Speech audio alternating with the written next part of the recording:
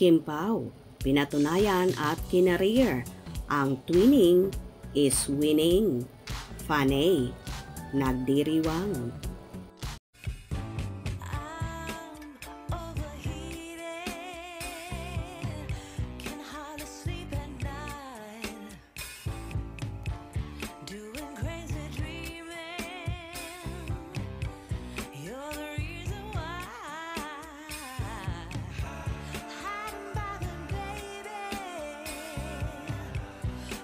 Genuine at ang lakas daw ng chemistry ni na Kim Chiu at Paolo Abilino.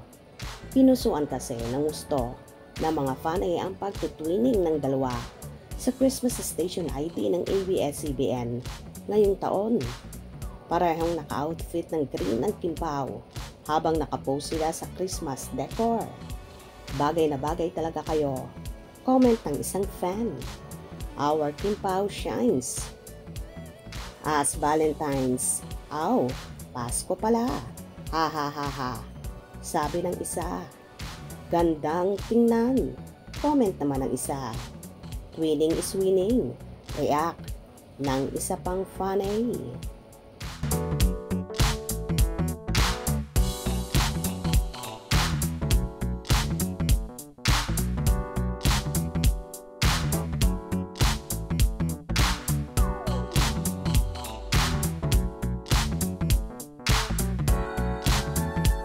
Well, marami nga ang baliw na baliw sa tandem ng Kim Pao na hindi naman maikakaila na may namumuo ng relasyon sa dalawa. Base na rin sa kilos at galawan nila. Kahit nga sa simpleng titigan ay halata mo ang kanilang pagmamahalan sa isa't isa na hindi man sinasabi ng mga labi or bibig nila pero nararamdaman naman ang kanilang mga puso. Ganito nga kalakas ang chemistry ng Kim Pao abot kahit saang panig ng mundo. Ang pagpapakilig. Inaabangan nga ng ating mga kababayan, hindi lang sa Pilipinas ang tambalan ni na Kim at Paolo na kahit saan panig ng mundo ay may fanbase sila na naglalaan talaga ng oras at gumagastos para sa kanilang mga iniidolo. Bilang sukli naman ni na Kim at Paolo sa kanilang mga tagahanga, sinisigurado na nila na hindi masasayang ang oras, pagod at gastos nila dahil punong-puno sila palagi ng paayudang pakilig sa kanilang mga supporters. Kaya naman kapag Kim Pao na ang may shows, dinudumog talaga ng madlang tao.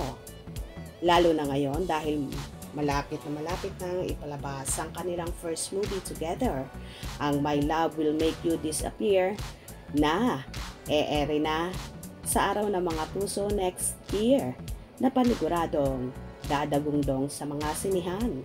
Kaya abang-abang tayo at itodo na natin ang suporta sa Kim Pao dahil hindi lang saya ang hatid nila kundi pakilig at nakaka-inlove na mga kilos at galawan ng Chiu Pao. Stay tuned for more updates sa ganap sa Kim Pao. Hope you enjoyed. Please subscribe for more info.